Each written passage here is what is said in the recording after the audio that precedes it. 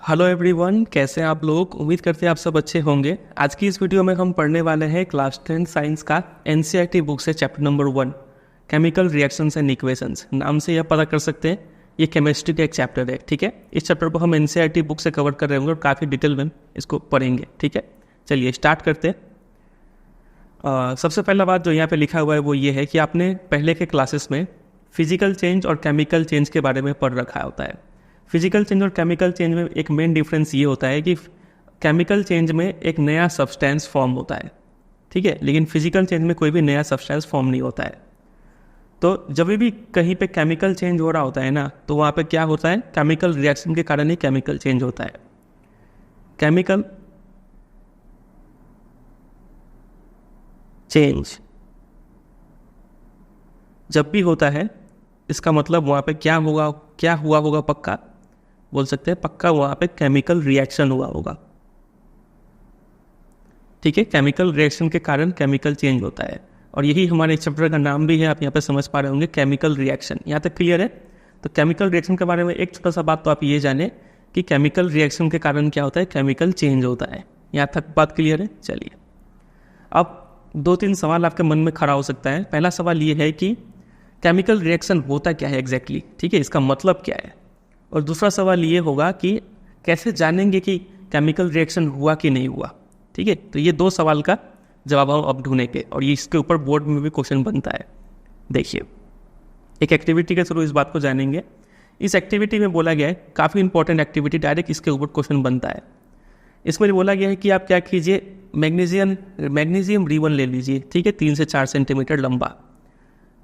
आपने 3 से 4 सेंटीमीटर लंबा मैग्नीशियम रिबन ले लिया और उसको क्लीन कर लीजिए सैंड पेपर से घस के। इसको क्लीन करना क्यों ज़रूरी है, इस पर क्या लग गया होगा। देखिए, ये पहले से क्या है, मैग्नीशियम रिबन है और हवा में पहले से क्या है, ऑक्सीजन प्रेजेंट है। अगर मैग्नीशियम रिबन ऐसे ही छोड़ देंगे ना, तो जो एटमॉस्फेयर में जो ऑक्सीजन है वो इसके साथ रिएक्ट करके इसके ऊपर एक लेयर बना लेता है मैग्नीशियम ऑक्साइड का। ठीक है, इस मैग्नीशियम रिबन के ऊपर एक पतला सा लेयर चिपक गया है, किसका, मैग्नीशियम ऑक्साइड का। समझे ये लेयर कैसे बना, हवा में जो ऑक्सीजन था उस मैग्नीशियम के साथ रिएक्ट करके MgO बना दिया। ठीक है, तो इस लेयर का डिसएडवांटेज ये है कि जब आप इसको जलाने का कोशिश करेंगे मैग्नीशियम रिबन को, तब ये जलेगा नहीं। क्यों, क्योंकि ये MgO प्रिवेंट कर रहा है, कंबशन को प्रिवेंट कर रहा है। साइंस में हम लोग जलाने को क्या बोलते हैं, कंबशन बोलते हैं। ये वर्ड आप याद रखें। ठीक है, तो इसीलिए इस मैग्नीशियम रिबन को क्या करना पड़ता है, क्लीन करना पड़ता है। यही क्वेश्चन आ जाता है बोर्ड एग्जाम में। ठीक है, डायरेक्ट पूछेंगे कि मैग्नीशियम रिबन को बर्न करने से पहले क्लीन क्यों करते हैं, bye rubbing it with sand paper. तो आपको यही बात लिखना पड़ेगा। ठीक है, अभी बता देंगे आपको, ये सारा क्वेश्चन आंसर आपको रेडीमेड मिल जाएगा, टेंशन नहीं लेना है। अभी सिर्फ समझिए। ठीक है, तो आपने मैग्नीशियम रिबन लिया, उसको क्लीन भी कर लिया।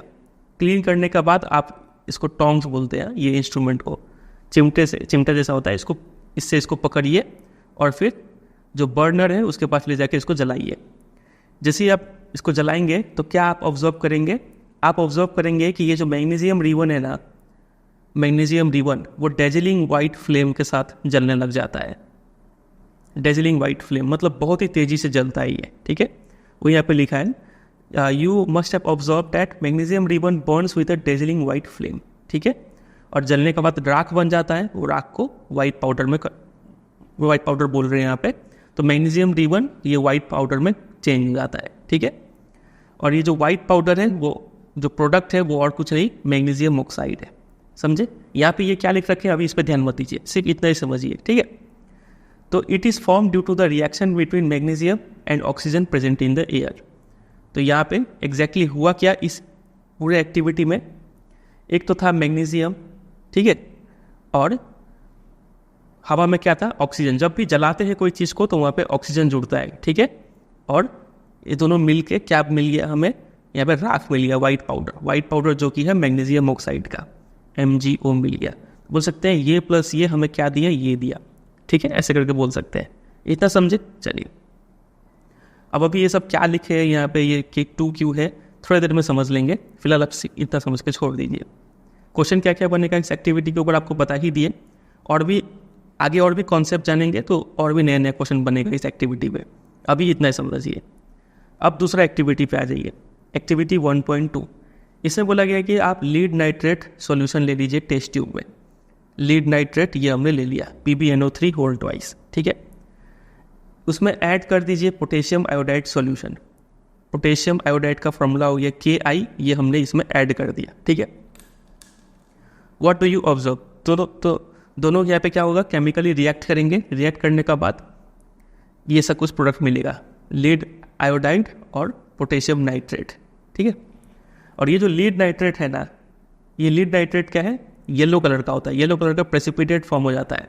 अभी प्रेसिपिटेट क्या होता है, ये तो देखिए टेस्ट ट्यूब में आप ले रहे हैं, ये टेस्ट ट्यूब है, इसमें पहले क्या लिए थे, लीड नाइट्रेट लिए थे। लीड नाइट्रेट पूरी लिक्विड होता है, ठीक है, कलरलेस होता है।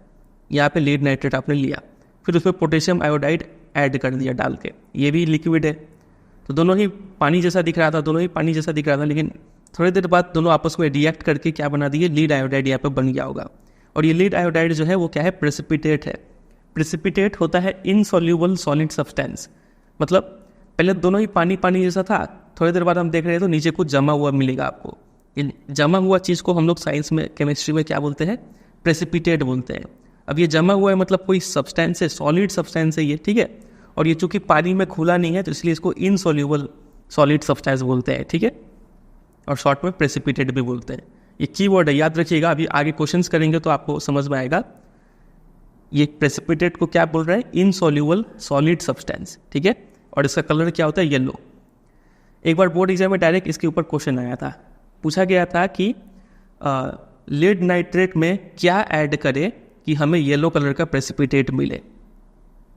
तो क्या ऐड करेंगे, तो पोटेशियम आयोडाइड ऐड करेंगे। बात तक आई समझ रहे हैं, ऐसा क्वेश्चन बनता है।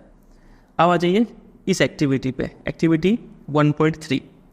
इसे बोला गया है कि आप जिंक का छोटा छोटा टुकड़ा ले लीजिए, उसमें डाइल्यूट हाइड्रोक्लोरिक एसिड या फिर सल्फ्यूरिक एसिड, ये दोनों में से कोई भी एक एसिड उसमें ऐड कर दीजिए। तो यहाँ पे आप देख सकते हैं, यहाँ पे जिंक ग्रैनुअल्स लिया गया, जिंक का छोटा छोटा टुकड़ा, और उसमें इन्होंने डाइल्यूट सल्फ्यूरिक एसिड ऐड कर दिया। दोनों रिएक्ट करेंगे तो आप पाएंगे कि जो जिंक के छोटे छोटे टुकड़े थे उसमें कुछ बबल्स चिपकने लग गया, ठीक है, वाटर बबल्स। और यही बबल्स ऊपर उठ के फूट के कौन सा गैस यहाँ पे निकल गया, हाइड्रोजन गैस। आप इसको इक्वेशन के थ्रू भी देख सकते हैं। देखिए जिंक हमने लिया, यहाँ पे तो सल्फ्यूरिक एसिड है, हम यहाँ पे सिंप्लिसिटी के लिए हाइड्रोक्लोरिक एसिड का फॉर्मूला लिख रखे हैं, HCl। तो जिंक प्लस HCl आपको मिल रहा है zinc chloride plus hydrogen gas. ये उतना इंपॉर्टेंट नहीं है, जो गैस निकल रहा है वो कौन सा नया गैस निकल रहा है, हाइड्रोजन गैस, ये याद रखिएगा, ठीक है। तो इस सारे एक्टिविटी से हमें ये जानने को मिला कि ये तीनों ही एक्टिविटी में क्या हो रहा है, केमिकल रिएक्शन हो रहा है, ठीक है। तो केमिकल रिएक्शन हुआ है कि नहीं हुआ है, ये हम कैसे बता सकते हैं, तो इन सब चीज़ों को ऑब्जर्व करके ये बता सकते हैं कि केमिकल रिएक्शन हुआ है कि नहीं हुआ है। For example change in state या फिर प्रेसिपिटेट का फॉर्मेशन ऑफ प्रेसिपिटेट को शॉर्ट पे PPT बोलते हैं, ठीक है। इस इक्वेशन में हमने क्या देखा था, ये पूरा लिक्विड था, ये भी लिक्विड था, लेकिन हमें यहाँ पे एक इनसॉल्यूबल सॉलिड सब्सटेंस मिल गया जो कि है प्रेसिपिटेट। तो लिक्विड और यहाँ पे हो गया सॉलिड, चेंज इन स्टेट हमें देखने को मिल रहा है, तो हम बोल सकते हैं यहाँ पे केमिकल रिएक्शन हुआ है। इस एक्टिविटी में क्या था, ये लिक्विड था, ये भी लिक्विड था, दोनों लिक्विड मिलके एक सॉलिड सब्सटेंस दे दिया। क्या दिया अभी मत याद कीजिए, एक सॉलिड सब्सटेंस दिया येलो कलर का, ठीक है। तो यहाँ पे बोल सकते हैं केमिकल रिएक्शन हुआ है। बातें करें समझ रहे, इस पॉइंट को हम लोग फॉर्मेशन ऑफ प्रेसिपिटेट भी बोलते हैं, ठीक है। दूसरा और क्या ऑब्जर्व कर सकते हैं, आप ये ऑब्जर्व कर सकते हैं चेंज इन कलर। कोई रिएक्शन होता है, रिएक्शन होने के बाद कलर चेंज हो जाता है, ठीक है। तो अगर आपने फॉर एग्जांपल मान लीजिए ये ग्रीन कलर का लिया सब्सटेंस, इसको आप हीट कर रहे हैं, जो भी कर रहे हैं, इसका कलर हीट करने के बाद वाइट हो गया, तो कलर चेंज हो रहा है, मतलब यहाँ पे भी क्या हुआ होगा, केमिकल रिएक्शन हुआ होगा, ठीक है। फिर तीसरा हो जाएगा इवोल्यूशन ऑफ अ गैस, कोई गैस का फॉर्मेशन हो, जैसे कि इस केस में हम देख रहे थे, हम जिंक ग्रैनुअल्स लिए थे, जिंक उसमें एसिड ऐड कर दिए, हाइड्रोक्लोरिक एसिड या फिर सल्फ्यूरिक एसिड, जो मन करे, एसिड ऐड करने से ही एक गैस निकलता है, जो कि कौन सा गैस है, हाइड्रोजन गैस, ठीक है। तो जहाँ पे भी गैस निकल रहा है मतलब वहाँ पे क्या हुआ होगा, केमिकल रिएक्शन हुआ होगा। फिर अगला है चेंज इन टेम्परेचर। इस एक्टिविटी में एक और बात था, अगर आप यहाँ पे टच करके फील करेंगे कि ये ठंडा है कि गर्म है, तो आपको गर्माहट फील होगा, ठीक है। यहाँ पे इसका टेम्परेचर बढ़ गया है। सो अगर रिएक्शन के दौरान, चेंज के दौरान टेम्परेचर बढ़ रहा है या फिर घट रहा है, गर्म हो रहा है या फिर ठंडा हो रहा है, तो वहाँ पे भी हम बोलते हैं क्या हुआ है, केमिकल रिएक्शन हुआ है। बातें करें समझ रहे हैं?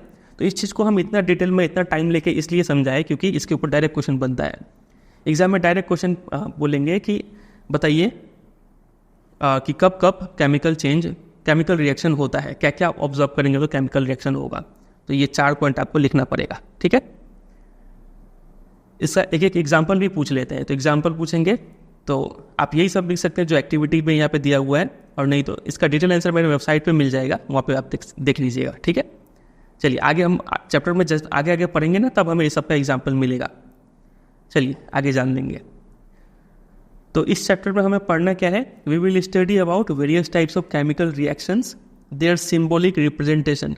यही मेन चीज़ हमें यहाँ पे पढ़ना है, कितने टाइप के केमिकल रिएक्शन होते हैं और कैसे उसको रिप्रेजेंट करते हैं। वो ऊपर जो हमने सबसे पहला एक्टिविटी देखा था, मैग्नीशियम रिबन हमने लिया था, उसमें ऑक्सीजन ऐड हुआ। जब भी बर्न करते हैं तो ऑक्सीजन ऐड हो जाता है, ठीक है।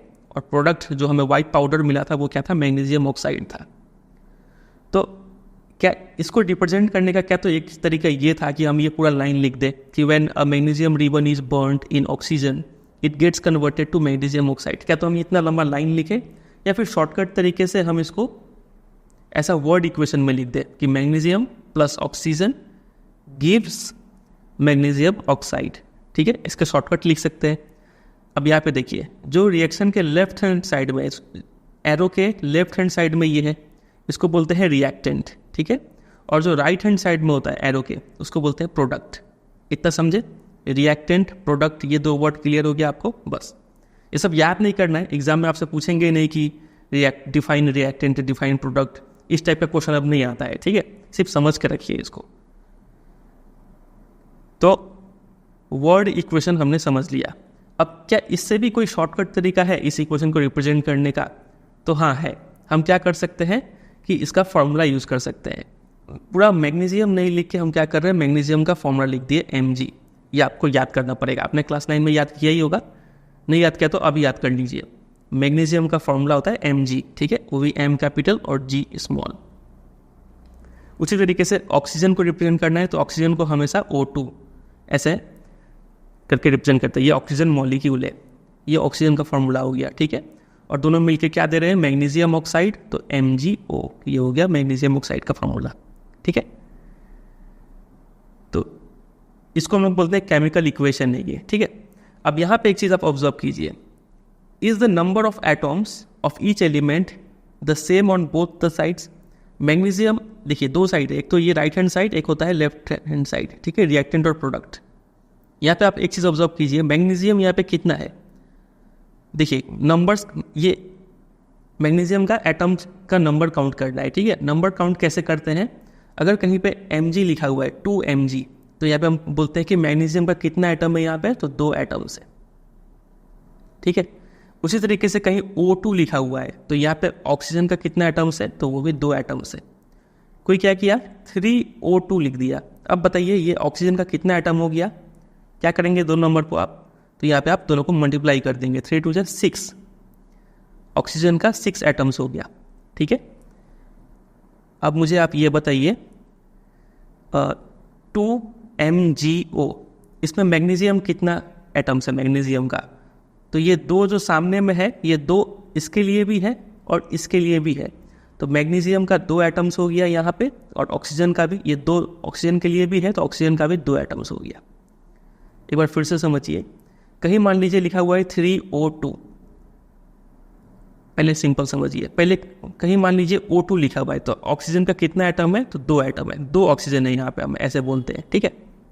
कहीं लिखा हुआ है 3O2, अब यहाँ पे कितना ऑक्सीजन हो गया, तो दोनों नंबर मल्टीप्लाई हो जाता है, 6 एटम्स हो गया ऑक्सीजन का, ठीक है।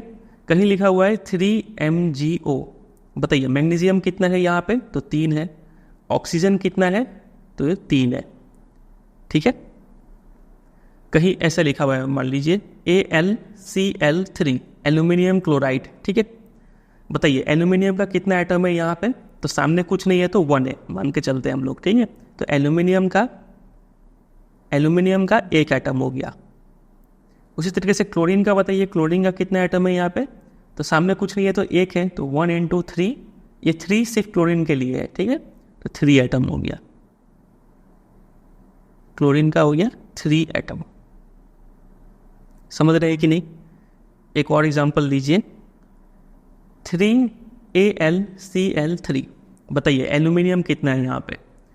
तो सामने वाला इसके लिए भी होता है, इसके लिए भी होता है। तो एल्यूमिनियम कितना है यहाँ पे बताइए? 3। क्लोरीन बताइए कितना होगा? तो आप देखेंगे क्लोरीन के लिए यहाँ पे 3 है और यहाँ पे भी 3 है। तो ये दोनों नंबर हमेशा क्या होता है? मल्टीप्लाई हो जाता है। 3 3 9 हो गया। क्लोरीन का 9 एलिमेंट है, 9 एटम है, ठीक है। कहीं मान लीजिए ऐसे लिखा हुआ है CaOH होल्ड वाइज। बताइए ये कैल्शियम है हाइड्रोक्साइड, ठीक है। कैल्शियम कितना है, ऑक्सीजन कितना है और हाइड्रोजन कितना है, सबका एटम्स का नंबर बताइए। तो कैल्शियम यहाँ पे तो कुछ नहीं है तो 1 है, यहाँ पे भी 1 है, मतलब समझने के लिए बोल रहे हैं। तो ले देखिए कितना हो गया, कैल्शियम 1 ही रहा। ऑक्सीजन अभी देखिए ब्रैकेट देके बाहर में 2 लिखा हुआ है, मतलब ये 2 इसके लिए भी है, इसके लिए भी है।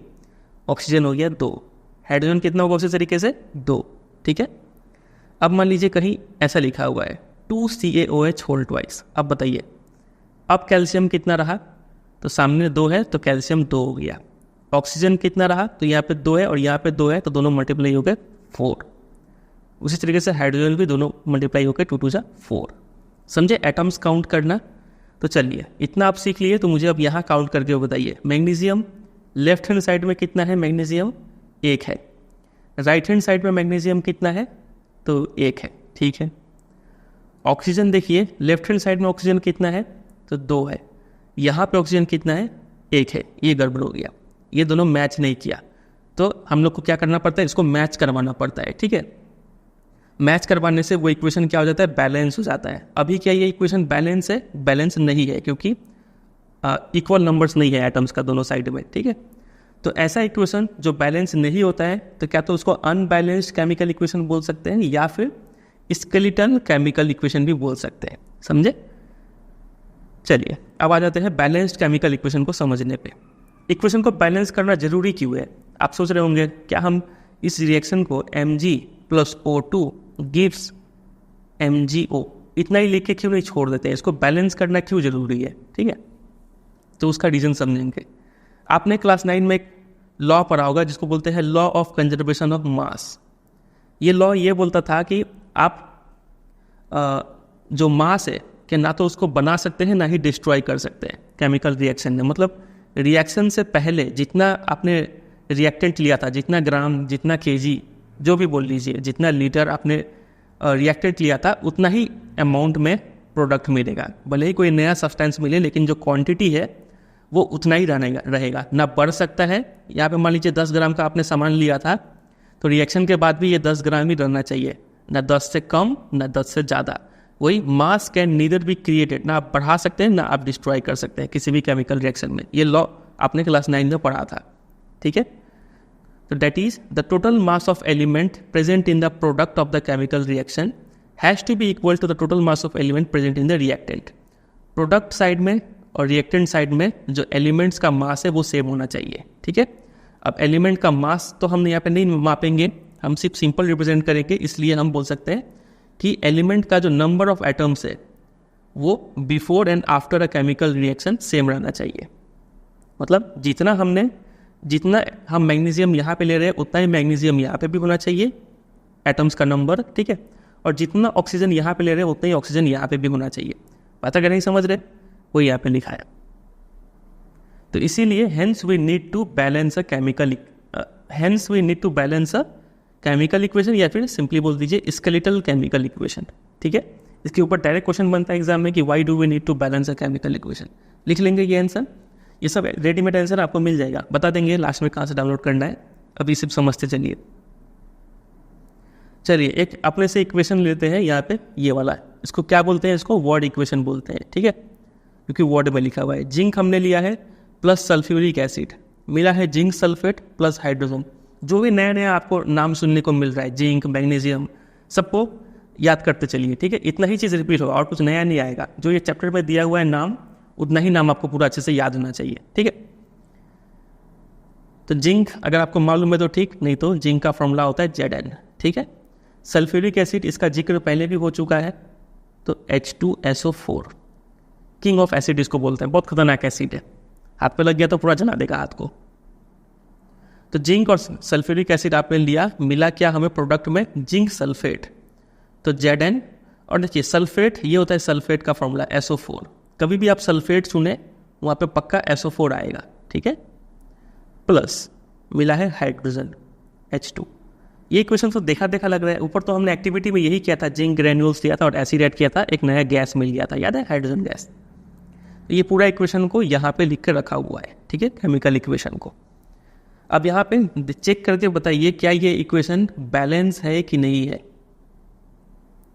तो बैलेंस है कि नहीं चेक करने के लिए हम क्या करते हैं, जिंक का नंबर देखते हैं। जिंक यहाँ पे 1 है, यहाँ पे भी जिंक 1 है, ये LHS RHS में जिंक 1 है। हाइड्रोजन काउंट कीजिए, हाइड्रोजन कितना है यहाँ पे, तो 2 है, यहाँ पे भी हाइड्रोजन 2 है, हाइड्रोजन भी बैलेंस है। सल्फर को काउंट कीजिए, सल्फर यहाँ पे 1 ठो है, 1 ऐसे, यहाँ पे भी 1 ऐसे, तो सल्फर भी बैलेंस है। और लास्ट में बची ऑक्सीजन O4, यहाँ पे भी O4, तो ऑक्सीजन भी बैलेंस है।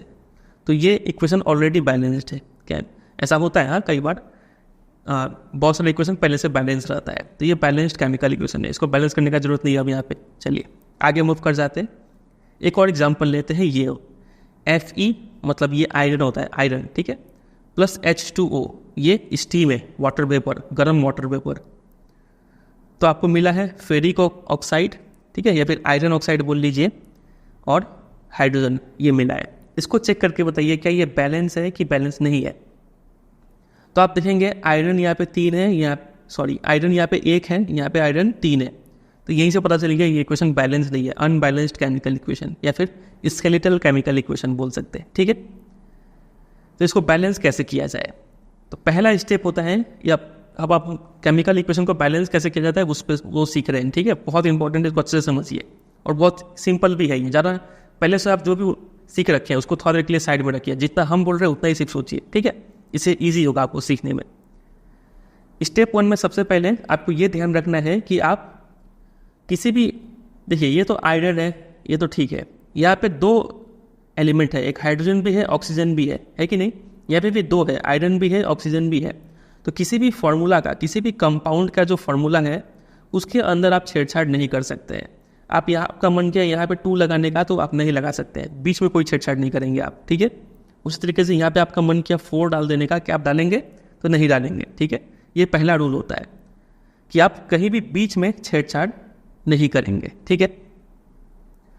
दूसरा चीज, स्टेप 2 में आपको क्या करना है, सबका नंबर्स लिख लेना है देख देख के, कि लेफ्ट हैंड साइड में आयरन कितना है, 1 है, हाइड्रोजन कितना है, 2 है, ऑक्सीजन कितना है, 1 है, ठीक है। इस साइड में आयरन है 3, यहाँ पे 3 लिख लिया, फिर हाइड्रोजन कितना है, 2, ऑक्सीजन कितना है, 4, ठीक है। इतने तक क्लियर है, 2 स्टेप। चलिए तीसरा स्टेप में आपको क्या करना है, आप उस कंपाउंड को सेलेक्ट कीजिए जिसमें मैक्सिमम नंबर ऑफ एटम्स रहे।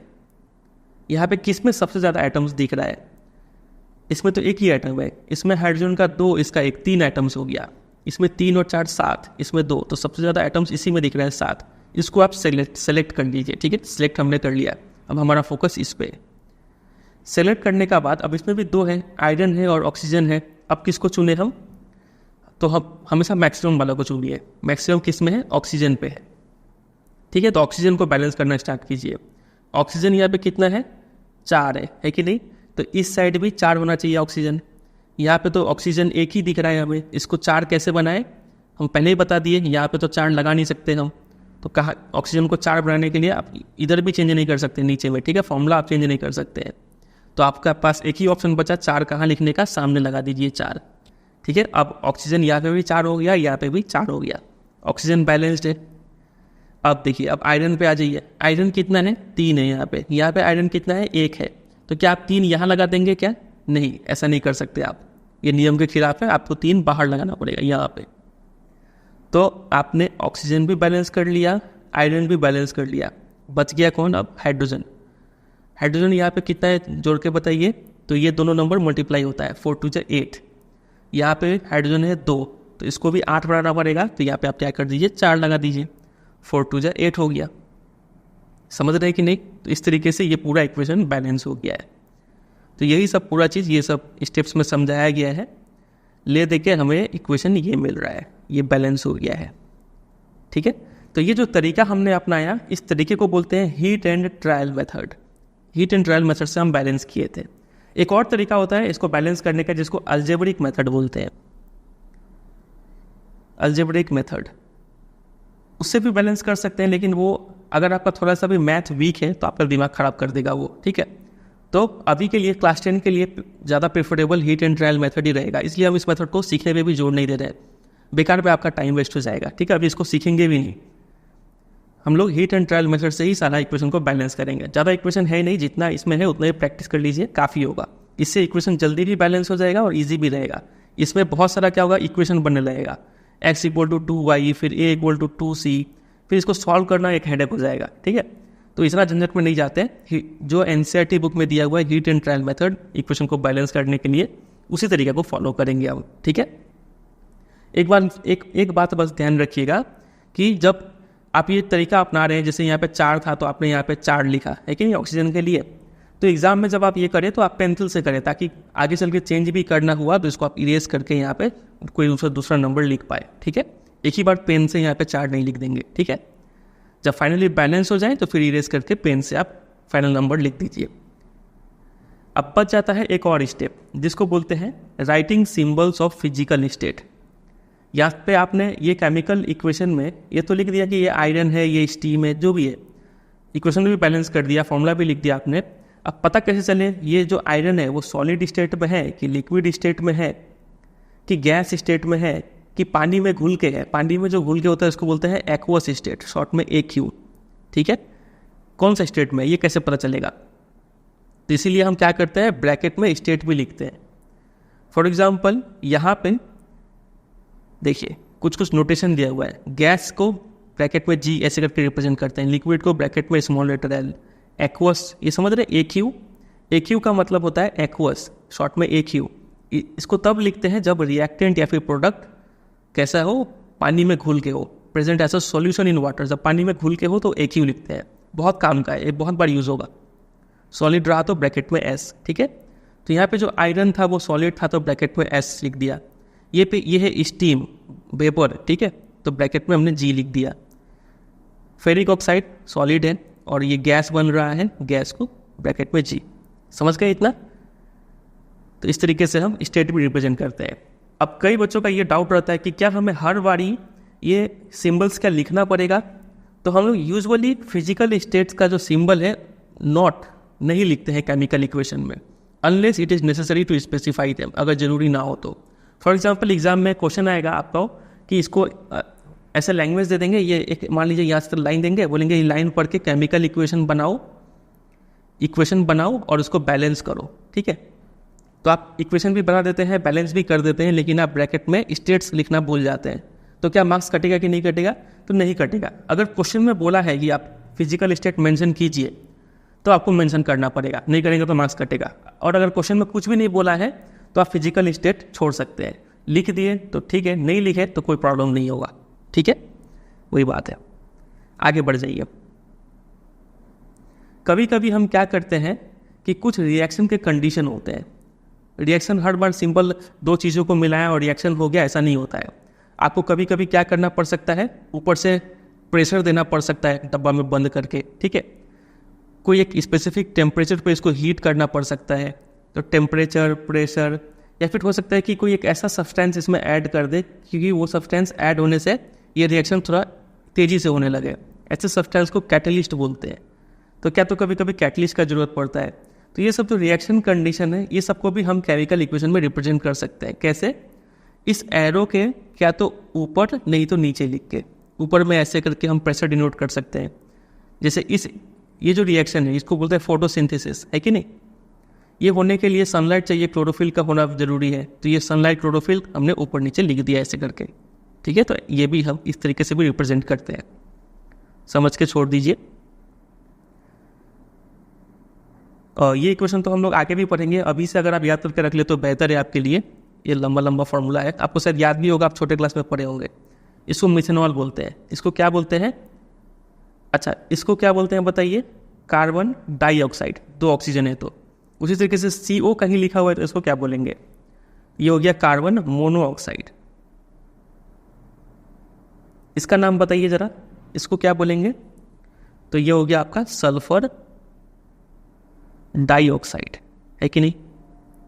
अगर आपको हम बोले कि सल्फर ट्राइऑक्साइड का फॉर्मूला बताइए तो आप बता पाएंगे क्या? इतना समझदार तो आप है कि आप बिल्कुल बता पाएंगे, SO3, है कि नहीं। चलिए हाजिर आपके लिए कुछ क्वेश्चंस, जवाब देने के लिए तैयार हो जाइए। सबसे पहला, why should a magnesium ribbon be cleaned before burning, easy. दूसरा देखिए, right the balanced equation of the following chemical reaction, आपको इक्वेशन लिखना है, बैलेंस करना है। फिजिकल स्टेट के बारे में कुछ बोला है, नहीं बोला है, तो फिजिकल स्टेट नहीं लिखेंगे अब, ठीक है। हाइड्रोजन है तो हाइड्रोजन का फॉर्मूला बताइए, H2 प्लस। क्लोरीन है तो क्लोरीन का फॉर्मूला Cl2, याद कर लीजिए, ठीक है। मिलेगा क्या, हाइड्रोजन क्लोराइड यानी HCl। बैलेंस करना है तो देखिए सिंपल सा दिख रहा है, यहाँ पे हाइड्रोजन 2 है, उस साइड में हाइड्रोजन कितना है 1, तो इसको 2 बनाना है तो इधर 2, इधर ऐड नहीं कर देंगे 2, ठीक है। क्लोरीन यहाँ पे कितना है 2, तो क्लोरीन ऑलरेडी 2 हो गया, तो ये हो गया बैलेंस, ठीक है, इजी। नंबर 2 देखिए, बेरियम क्लोराइड, तो बेरियम क्लोराइड क्या, बेरियम का सिंबल होता है Ba, और क्लोराइड जहाँ भी होता है आप तो समझिए क्लोराइड होने से Cl, ठीक है, BaCl2, क्योंकि Ba का बगल में जो आता है उसको 2 लगाना पड़ता है, याद कर लीजिए बेरियम क्लोराइड का फॉर्मूला इतना होता है, ठीक है। प्लस एल्यूमिनियम सल्फेट, सल्फेट से कुछ याद आ रहा है आपको, सल्फेट अभी याद कराए थे, एल्यूमिनियम का सिंबल हो गया Al और सल्फेट का SO4, ठीक है। तो Al2SO4 होल थ्राइस, ये होता है एल्यूमिनियम सल्फेट का फॉर्मूला, क्योंकि एल्यूमिनियम के बगल में जो आए तो उसको 3 लगाना पड़ता है, इसको रट लीजिए आप अभी के लिए। गिब्स बेरियम सल्फेट, बताइए फॉर्मूला क्या होगा, तो Ba और सल्फेट का SO4, ठीक है। प्लस अब आप बोलेंगे यहाँ पे तो बोले थे बेरियम के बगल में जो आता है उसमें 2 लगता है, तो यहाँ पे हम ऐसे ब्रैकेट देके 2 क्यों नहीं लगाए, तो इसका जवाब अभी आपको मिलेगा, क्योंकि देखिए यहाँ पे भी उस नियम से सल्फर के बगल में भी 2 आता है ना, तो यहाँ पे बेरियम के यहाँ पे भी 2 आता है, यहाँ पे भी 2 आता, तो दोनों 2 कैंसिल हो गया, ठीक है, इसलिए किसी में भी 2 नहीं लगा। तो इतना समझना है तो ठीक, नहीं तो आप सिंपली इसको याद कर ले, ठीक है।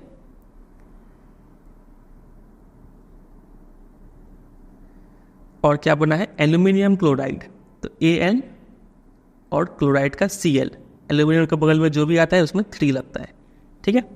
चलिए बैलेंस कीजिए, सबसे बड़ा कंपाउंड कौन सा दिख रहा है, यही दिख रहा है, तो यहाँ पे बोल सकते हैं सल्फर कितना है, तो आप बोलेंगे 3, यहाँ पे सल्फर है 1, तो यहाँ पे 3 लगा दीजिए, सल्फर बैलेंस। अब कौन सा उठाएं, चलिए ऑक्सीजन बाद में लेते हैं। एल्यूमिनियम कितना है यहाँ पे 2, तो यहाँ पे एल्यूमिनियम 2 लगा दीजिए, ठीक है, एल्यूमिनियम भी बैलेंस। ऑक्सीजन को देखिए, ऑक्सीजन कितना है 4 3 जा 12, ये दोनों पे मल्टीप्लाई होता है ऐसे जब हो, तो यहाँ पे ऑक्सीजन कितना है, तो 3 4 जा 12, ऑक्सीजन भी बैलेंस है। बच गया कौन, बेरियम, यहाँ पे बेरियम है 1, यहाँ पे बेरियम है 3, तो यहाँ पे 3 कर दीजिए, ठीक है, बेरियम भी बैलेंस हो गया। क्लोरीन देखिए, क्लोरीन हो गया 3 2 जा 6, यहाँ पे क्लोरीन कितना है 2 3 जा 6, बेरियम भी बैलेंस, क्लोरीन भी बैलेंस, ठीक है। इस तरीके से हम करते हैं। नंबर 3, ये आप ट्राई कीजिए, सोडियम का फॉर्मूला हो गया Na plus water H2O gives sodium hydroxide, मतलब NaOH। हाइड्रोक्साइड जहाँ भी हो, जैसे ये सल्फेट का याद किया आप, हाइड्रोक्साइड का भी याद कर लीजिए, OH होता है, ठीक है, प्लस हाइड्रोजन H2, बैलेंस कीजिए। सबसे झंझट वाला कौन सा दिख रहा है, यही दिख रहा है, सोडियम है 1, यहाँ पे 1 है ऑलरेडी, ऑक्सीजन कितना है 1, यहाँ पे भी 1 है, हाइड्रोजन कितना है यहाँ पे 1 और 2, 3 हो गया टोटल, इस साइड हाइड्रोजन सिर्फ 2 है कि नहीं। तो जब भी ऐसा हो तो आप यहाँ पे क्या कीजिए 2 लगाइए, इसको बोलते हैं हीट एंड ट्रायल, ठीक है, 2 भी लगा के देख सकते हैं, 3 भी लगा के देख सकते हैं, तो पहले 2 लगाते हैं, देखते हैं क्या होता है। हाइड्रोजन कितना हो गया 2 2 जा 4, तो यहाँ पे हाइड्रोजन 2 ऑलरेडी है, यहाँ पे 2 लगा दीजिए। अब ये आइडिया कैसे मिला यहाँ पे 2 लगाने का, क्योंकि हम ऑक्सीजन को देख लिए, ऑक्सीजन 2 है, तो यहाँ पे ऑक्सीजन था तो इसलिए यहाँ पे 2 लगा दिए, ठीक है। सोडियम 2 हो गया तो यहाँ पे 2 लगा दीजिए, ये बैलेंस हो गया, ठीक है। नंबर 3 देखिए, right balanced chemical equation with state symbol, यहाँ पे बोला है फिजिकल स्टेट के साथ कीजिए, ठीक है, ऑफ द फॉलोइंग रिएक्शन। पहले वाले में बोला गया है सॉल्यूशंस ऑफ बेरियम क्लोराइड यानी BaCl2, ठीक है, and sodium sulphate in water. ये देखिए दोनों क्या है, पानी में सॉल्यूशन है, पानी में जब भी घुल के हो तो सॉलिड स्टेट क्या देते हैं AQ, प्लस दूसरा था सोडियम सल्फेट Na2SO4, ठीक है, गिव्स, ये भी हो जाएगा एक्वस, क्या देता है हमें, गिव इनसॉल्यूबल बेरियम सल्फेट। ये इनसॉल्यूबल है मतलब खुला नहीं है, ठीक है, मतलब ये सॉलिड होगा, बेरियम सल्फेट, समझे, ये इनसॉल्यूबल है, पानी में घुला नहीं तो सॉलिड है, ठीक है, पाउडर रूप में होगा ये। और solution of sodium chloride plus NaCl, solution बोला गया है तो एक्वस, यहाँ तक तो लिख लेंगे, आप बैलेंस कीजिए। सोडियम यहाँ पे 2 दिख रहा है, यहाँ पे 2 लगा दीजिए सोडियम। ये पूरा सल्फेट ऑलरेडी बैलेंस्ड है, बेरियम 1, ठीक है, क्लोरीन 2 है, यहाँ पे भी क्लोरीन 2 है, बैलेंस हो गया ये तो। चलिए ये आप ट्राई कीजिए। Sodium hydroxide solution in water, समझ गए स्टेट कैसे लिखेंगे, तो NaOH ब्रैकेट में AQ reacts with hydrochloric acid plus HCl, ये भी सॉल्यूशन इन वाटर है तो aqueous, gives sodium chloride solution मतलब NaCl और सॉल्यूशन है तो एक्वस प्लस वाटर। बैलेंस कीजिए ज़रा, सोडियम 1 है, यहाँ पे भी 1 है, ऑक्सीजन 1, यहाँ पे भी 1, हाइड्रोजन 1 और 1 2, यहाँ पे भी हाइड्रोजन 2 और क्लोरीन 1, क्लोरीन तो ऑलरेडी बैलेंस्ड ही है, इसको कुछ करना नहीं है, यही बैलेंस हो गया, ठीक है। अब हम स्टार्ट करते हैं दूसरा topic, types of chemical reactions.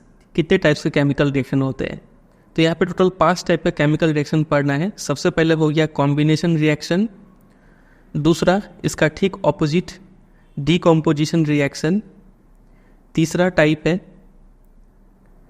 Displacement reaction, ठीक है, चौथा इससे मिलता जुलता ही है डबल डिस्प्लेसमेंट रिएक्शन, और पांचवा है ऑक्सीडेशन एंड रिडक्शन रिएक्शन, ठीक है, जिसको रेडॉक्स रिएक्शन भी बोलते हैं। चलिए जल्दी से ख़त्म कर लेते हैं ये पांचों रिएक्शन को, इनको समझना बहुत ईजी है और क्वेश्चन भी बहुत बनता है इस टॉपिक से। देखिए यहाँ पे एक लाइन लिखा हुआ है कि एक्चुअली केमिकल रिएक्शंस में होता है क्या है, it involves the breaking and making of bond बनते हैं और टूटते हैं बिटवीन एटम्स, ठीक है, to produce new substance. For example यहाँ पे आप एक एग्जांपल देखिए, कैल्शियम था ऑक्सीजन के साथ, यहाँ पे हाइड्रोजन था ऑक्सीजन के साथ। अब ये कैल्शियम और ऑक्सीजन का जो बॉन्ड होगा वो टूट गया, ठीक है, और कैल्शियम ऐसे करके कंबाइन किया हाइड्रोजन और ऑक्सीजन के साथ, ठीक है। तो केमिकल रिएक्शन के दौरान क्या होता है, बॉन्ड्स बनते हैं और टूटते हैं, ये लाइन को याद रखिएगा, ठीक है। इसके ऊपर MCQ बन सकता है, ट्रू फॉल्स में आ सकता है, SSR डिवीजन में आ सकता है, ठीक है। चलिए अब ये बॉन्ड होता है क्या है नहीं होता है, इसको चैप्टर 3 और 4 में डिटेल में समझेंगे, ठीक है। चलिए स्टार्ट करते हैं। सबसे पहला केमिकल रिएक्शन जो कि है कॉम्बिनेशन रिएक्शन। नाम से समझ में आ रहा है कॉम्बिनेशन, कॉम्बिनेशन मतलब कंबाइन, कोई 2 चीज़ जुड़ के एक चीज़ मिल जाएगा, इसको बोलते हैं कंबाइन होना, है कि नहीं, कुछ उसी टाइप का ये रिएक्शन है। इसको भी एक्टिविटी से समझेंगे। बोला गया है कि आप थोड़ा सा कैल्शियम ऑक्साइड ले लीजिए। कैल्शियम ऑक्साइड तो हो गया केमिकल नेम, लेकिन इसका जनरल नेम भी है क्विकलाइम, ठीक है, याद रखिएगा, बहुत इंपॉर्टेंट होता है ये क्विकलाइम। आप जब भी लिखा हुआ मिले आप समझ जाइएगा ये है कैल्शियम ऑक्साइड, ठीक है। इसको आप पानी में ऐड कीजिए और पानी में ऐड करेंगे, उसके बाद इस बीकर को टच कीजिए और बताइए कैसा फील हो रहा है, ठंडा या फिर गर्म। तो यहाँ पे आप ऑब्जर्व करेंगे कि जो कैल्शियम ऑक्साइड यानी जो क्विकलाइम जो है ना, वो काफ़ी विगरसली रिएक्ट करता है पानी के साथ, ठीक है। बहुत सारा बबल्स फॉर्म होगा, बहुत जोर शोर से रिएक्शन होता है, और रिएक्शन करने के बाद जो प्रोडक्ट मिलता है, ये जो पूरा प्रोडक्ट मिला, इस प्रोडक्ट को क्या बोलते हैं, स्लेक्ड लाइम। जैसे क्विकलाइम है कॉमन नेम, वैसे ही स्लेक्ड लाइम हो गया कॉमन नेम किसका, कैल्शियम हाइड्रोक्साइड का, ठीक है। Releasing a large amount of heat, और काफ़ी ज़्यादा हीट भी जनरेट होता है। आप जब इसको टच करेंगे तो काफ़ी गर्माहट फील होगा आपको। तो यही रिएक्शन है। देखिए कैल्शियम ऑक्साइड था क्विकलाइम, इस पर आपने पानी मिला दिया तो आपको मिला क्या, CaOH whole twice. Calcium hydroxide, ठीक है, स्लेक्ट लाइन। और अभी आपको थोड़ी देर पहले याद करवा दिए थे हाइड्रोक्साइड जब भी हो तो OH होगा, ठीक है। तो ऐसे ही धीरे धीरे आपको सारा फॉर्मूला दिमाग में बैठा लेना है, समझे। प्लस हीट जनरेट हुआ, तो यहाँ पे आप देख रहे हैं रिएक्टेंट कितना है 1 और 2, प्रोडक्ट कितना मिला सिर्फ 1। तो दो चीज़ कंबाइन होकर सिर्फ एक चीज़ दे रहा है, ये कॉम्बिनेशन रिएक्शन है, समझ गए। Such a reaction in which a single product is formed from 2 और more reactant is known as combination reaction. Definition समझ गए, याद कर सकते हैं मन करे तो, लेकिन बोर्ड एग्जाम में इस टाइप का क्वेश्चन तो आएगा नहीं कि डिफाइन कॉम्बिनेशन रिएक्शन, ठीक है। तो आप सिर्फ समझिए, इसको रट्टा लगाने का जरूरत नहीं है। रटना ही है तो आप ये दो चीज़ रट लीजिए अभी के लिए। क्विक लाइन को क्या बोलते हैं, कैल्शियम ऑक्साइड, और स्लेक्ट लाइन को क्या बोलते हैं, कैल्शियम हाइड्रोक्साइड। ये कैल्शियम ऑक्साइड को हम लोग अनस्लेक्ट लाइन भी बोल सकते हैं, ये भी आप ध्यान रखें। अनस्लेक्ट मतलब इसमें पानी नहीं मिलाया गया है, ठीक है। पानी मिला देंगे तो ये क्या बन जाएगा, यही स्लेक्ट लाइन बच जाएगा, ठीक है। चलिए यहाँ पे डू यू नो एक बॉक्स में दिया हुआ है। काफ़ी बच्चों का मन में ये डाउट भी होता है कि क्या ये बॉक्स वाला चीज़ आता है कि नहीं। तो हम ये सिलेबस वाले वीडियो में भी बता चुके हैं कि CBSE ऑफिशियली बोलता है कि ये सिर्फ आपका कॉन्सेप्चुअल क्लैरिटी के लिए दिया गया है। बोर्ड एग्जाम में इससे क्वेश्चन नहीं पूछा जाएगा, CBSE साफ साफ ये सिलेबस में बोलता है। लेकिन कई बार ये देखा गया है कि बोर्ड एग्जाम में इससे भी क्वेश्चन बन के आ रहे हैं, तो इसलिए हम क्या करेंगे, इसको भी पढ़ के तैयार कर लेंगे ताकि क्वेश्चन आए तो हम अटेम्प्ट कर पाए, ठीक है। इसमें बोला क्या है कि आप क्या कीजिए, सॉल्यूशन ऑफ स्लेक्ट लाइन ले लीजिए। स्लेक्ट लाइन का सॉल्यूशन मतलब CaOH होल ट्वाइस ले लीजिए, ठीक है। अच्छा लीजिए मत, उसको मतलब बोला गया है कि इसका यूज़ करते हैं हम वाइट वॉशिंग के लिए। घर में जो पुट्टी होता है इसी का होता है, ठीक है, चूना करते हैं। कैल्शियम हाइड्रोक्साइड जो है ये चीज़, यानी जो स्लेक्ट लाइन जो है, ये धीरे धीरे हवा में मौजूद जो कार्बन डाइऑक्साइड है उसके साथ रिएक्ट करता है और ऊपर में एक कैल्शियम कार्बोनेट का लेयर डेवलप कर लेता है। यही कैल्शियम कार्बोनेट आप मान लीजिए ये कोई वॉल है, इस पर आपने चूना कर दिया, मतलब कैल्शियम हाइड्रोक्साइड अप्लाई कर दिया। अब हवा में क्या है, CO2 है, ये इसके साथ रिएक्ट करके क्या बना लेगा, कैल्शियम कार्बोनेट CaCO3 बना लेगा, ठीक है। कैल्शियम कार्बोनेट से क्या होता है कि शाइनी फिनिश आ जाता है वॉल पे, वॉल थोड़ा चमकदार हो जाता है। ये यहाँ पे कॉमन फेनोमेना दिया हुआ है, इसको याद रखिएगा। ऐसे क्वेश्चन बन सकता है कि या कंपाउंड X, ठीक है, इसका सॉल्यूशन को हम लोग वाइट वॉशिंग के लिए यूज़ करते हैं। फिर ये कंपाउंड जो है कार्बन डाइऑक्साइड एटमॉस्फेरिक CO2 के साथ रिएक्ट करके कंपाउंड Y बना लेता है जो कि शाइनी फिनिश देता है। बोलेंगे X और Y को आइडेंटिफाई करो, इस टाइप से क्वेश्चन बनेगा, ठीक है। तो ये बात आपको पता होना चाहिए। यहाँ पे इक्वेशन भी दिया हुआ है, ये हमारा है slaked lime solution, carbon dioxide calcium carbonate बना जो कि शाइनी फिनिश देता है वॉल को, प्लस वाटर वेपर जो उड़ जाता है हवा में, ठीक है। तो ऊपर हमने समझा कॉम्बिनेशन रिएक्शन होता क्या है, इसका एक एग्जाम्पल हमने जाना। कुछ और एग्जाम्पल देखते हैं कॉम्बिनेशन रिएक्शन का, some more examples of combination reaction. Number 1 burning of coal. Coal यानी कार्बन होता है ये, इसको जब आप जलाएंगे ऑक्सीजन, जब भी बर्निंग होता है हम पहले बता चुके हैं प्लस ऑक्सीजन होगा, ठीक है, तो बन जाएगा CO2। दो चीज़ मिलके एक combination reaction. Formation of water, पानी जब बनता है हाइड्रोजन और ऑक्सीजन दो था मिलके H2O बन गया, दोनों कंबाइन होकर कॉम्बिनेशन रिएक्शन, ठीक है। तो वही यहाँ पे फिर से लिखा हुआ है, in simple language we can say that when 2 और more substances combine to form a single product is known as combination reaction, ठीक है। अब देखिए ऊपर हमने ये रिएक्शन में देखा था कि रिएक्शन में साथ ही साथ हीट भी जनरेट हो रहा है, तो इसका भी एक खास कॉन्सेप्ट है। कॉन्सेप्ट ये है कि ऐसा केमिकल इक्वेशन जिसमें हीट भी जनरेट हो उसको हम लोग बोलते हैं एक्सोथर्मिक रिएक्शन। एक्सोथर्मिक, थर्मिक तो हीट के लिए हो गया, एक्सो मतलब हीट रिलीज हो रहा है, आउट हो रहा है, ठीक है, समझे। जब भी हीट रिलीज होगा तो उस रिएक्शन को क्या बोलेंगे, एक्सोथर्मिक। ऐसा ही एक टर्म है एंडोथर्मिक जिसमें हीट एब्जॉर्ब होता है, उस पर थोड़ी देर में आएंगे, फिलहाल आप इतना समझिए। तो यही बात को यहाँ पे लिखा हुआ है कि reaction in which heat is released, ये रिलीज्ड कीवर्ड है यहाँ पे, along with the formation of product, ऐसे रिएक्शन को एक्सोथर्मिक केमिकल रिएक्शन बोलते हैं।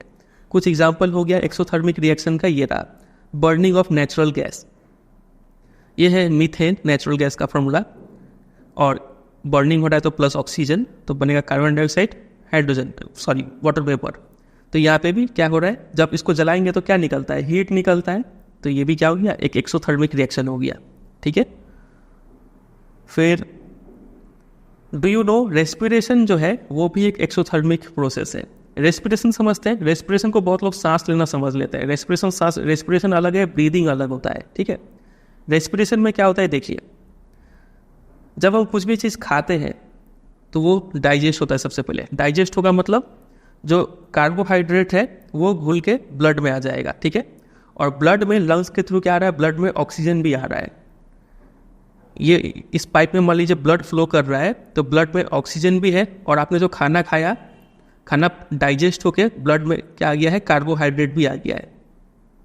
तो यही जब ऑक्सीजन और कार्बोहाइड्रेट का जो मिलन होगा ना, तो क्या होगा, ये रिएक्शन जो होगा उसमें उस रिएक्शन के बाद क्या निकलेगा, एनर्जी मिलेगा हमें, ठीक है।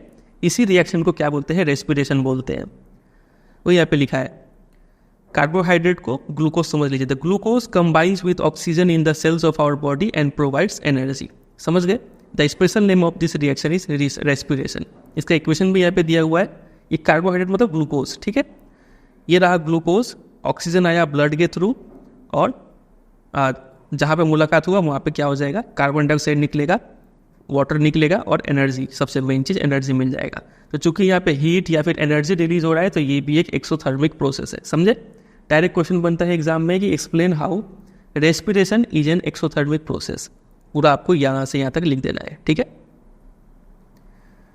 एक और एग्जाम्पल यहाँ पे दिया हुआ है एक्सोथर्मिक का, कि जो भी वेजिटेबल मैटर होता है जब वो डिकम्पोज होता है, सड़ता है, गलता है, ठीक है, तो वहाँ पे भी हीट रिलीज होता है। तो ये भी एक एक्सोथर्मिक रिएक्शन हो गया।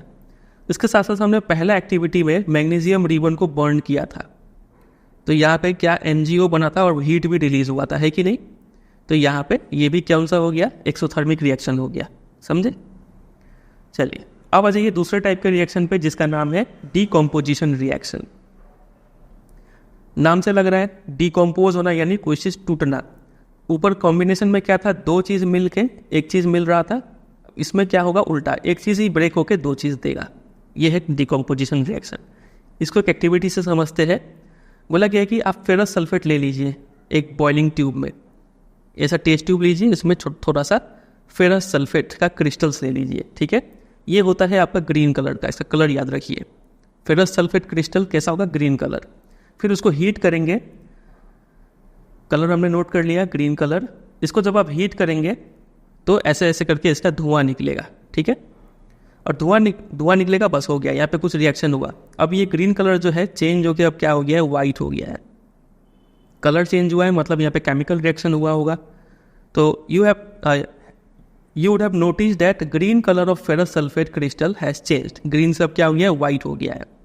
और smell the characteristic order of burning sulphur. और साथ ही साथ आपने जो ये यहाँ पे गैस निकला है, ये गैस अगर आपके नाक में गया तो आपको कैसा गंध आएगा, तो इसका जो ऑर्डर होगा वो कैसा होगा, बर्निंग सल्फर। सल्फर जब बर्न होता है तो कैसा गंध करता है, रॉटेन एग्स की तरह, ये याद रखिए। सड़े हुए अंडे का जैसा स्मेल आएगा यहाँ पे, ठीक है। मतलब वो जरूर वहाँ पे सल्फर जल रहा है, ठीक है। तो यहाँ पे इक्वेशन क्या था, देखिए फेरस सल्फेट हमने लिया था, सॉलिड था, इसको हमने हीट कर दिया, ठीक है, एरो के ऊपर लिख दिया इसको हमने। तो क्या बन गया, फेरिक ऑक्साइड बन गया, और सल्फर डाइऑक्साइड, और यहाँ पे सल्फर क्या है, इसका नाम बताइए, ट्राइऑक्साइड, ठीक है। फेरिक ऑक्साइड का कलर है वाइट, इसका कलर है ग्रीन। याद कर लीजिए, बहुत इंपॉर्टेंट, इसके ऊपर क्वेश्चन बनेगा एग्जाम में। ये डायग्राम भी दे देते हैं, और यहाँ पे कुछ एक्स कर देंगे, यहाँ पे ऐसे करके वाई कर देंगे, बोलेंगे वाई क्या था, तो फेरस सल्फेट क्रिस्टल था, ठीक है। इक्वेशन लिखने बोलेगा, बैलेंस्ड केमिकल इक्वेशन, तो ये आपको पता होना चाहिए। आगे मूव करते हैं। तो इस रिएक्शन में आपने ऑब्जर्व किया कि एक सिंगल रिएक्टेंट ब्रेक हो जाता है सिंपलर प्रोडक्ट देने के लिए, ठीक है। इसी को डीकम्पोजिशन रिएक्शन कहते हैं। फेरस सल्फेट का जो क्रिस्टल्स था FeSO4 और डॉट होगा यहाँ पे 7H2O। एक क्रिस्टल वर्ड का मतलब समझिए, क्रिस्टल जहाँ पे क्रिस्टल होता है मतलब वहाँ पे थोड़ा पानी रहेगा। तो फेरस सल्फेट तो ये रहा, और क्रिस्टल जब बोला जा रहा है तो 7 या फिर जितना भी पानी का मॉलिक्यूल रहता है, इसको वाटर ऑफ क्रिस्टलाइजेशन बोलते हैं। बाद में इसके बारे में समझेंगे। अभी आप सिर्फ इतना याद रखिए कि जहाँ भी क्रिस्टल वर्ड रहेगा तो वहाँ पे कुछ पानी रहेगा। तो यहाँ पे 7 मॉलिक्यूल्स का पानी था, ठीक है। इसको जब हमने हीट करने स्टार्ट किया तो ये पानी सबसे पहले उड़ गया, बचा क्या, FeSO4। फिर हम इसको और हीट करते रहे, तो FeSO4 को हीट करने के बाद ऐसा ऐसा एक प्रोडक्ट मिला हमें, ठीक है।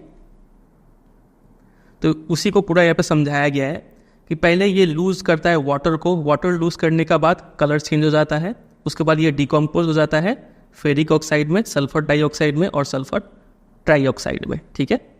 फेरिक ऑक्साइड सॉलिड है दिख रहा है और ये दोनों गैस है। ठीक है, चलिए आगे यहाँ पे कैल्शियम ऑक्साइड के बारे में एक और बात बोला गया है। कैल्शियम ऑक्साइड को हम लोग क्विक लाइम बोलते हैं, पहले भी याद कर चुके हैं। एक और ऐसा टर्म था, बताइए क्या था? Slaked lime. याद है क्या था इसका formula? CaOH whole twice. Chemical name बताइए? Calcium hydroxide. ठीक है,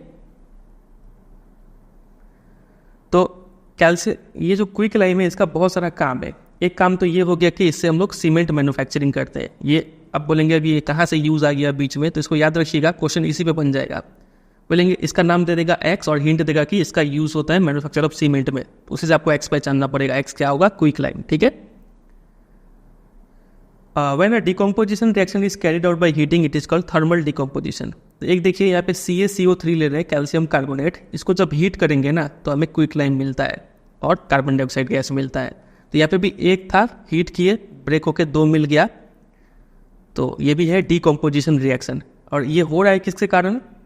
ऊपर वाले में भी ये हुआ क्यों? बिकॉज हमने हीट किया। ये क्यों हुआ? बिकॉज हमने हीट किया।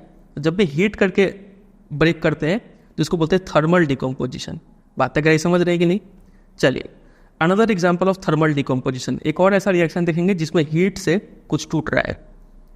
देखिए यहाँ पे एक्टिविटी से समझेंगे। 2 ग्राम लीड नाइट्रेट पाउडर ले लीजिए। लेड नाइट्रेट हमने यहाँ पे ले लिया। ठीक है, फिर उसको वही हीट कीजिए। तो हीट करने के बाद आप क्या क्या चेंज ऑब्जर्व करते हैं वो बताइए। तो आप ऑब्जर्व करेंगे सबसे पहले कि ब्राउन फ्यूम्स, ब्राउन कलर का यहाँ पे धुआं निकलना स्टार्ट हो जाएगा। ठीक है, तो ये धुआं क्या चीज़ का है? नाइट्रोजन डाइऑक्साइड का है। नाइट्रोजन डाइऑक्साइड याद रखेंगे आप, बहुत इंपॉर्टेंट। एग्जाम में ऐसे करके एक्स लिख देंगे, बोलेंगे एक्स आइडेंटिफाई करो। ठीक है, तो ये ब्राउन फ्यूम्स है नाइट्रोजन डाइऑक्साइड का। यहाँ पे रिएक्शन ऐसा हुआ, लेड नाइट्रेट हमने लिया था, इसको जब हमने हीट किया तो लीड ऑक्साइड बना, ये गैस बना और ऑक्सीजन गैस बना। ये तो कलरलेस होता है, हवा में निकल गया होगा। ये ब्राउन कलर का गैस निकला और ये जो राख है, राख या फिर जो भी बोल लीजिए रेसिड्यू, वो यहीं पे बचा रहा। ठीक है, चलिए तो ये एक और हमने देखा ऐसा डिकम्पोजिशन जो हो रहा है with the help of heat. ठीक है, तो इसको वही बोलेंगे थर्मल डिकम्पोजिशन। अब एक और डिकम्पोजिशन रिएक्शन देखिए जिसमें हम लोग करंट का हेल्प से कुछ चीज़ को ब्रेक करेंगे।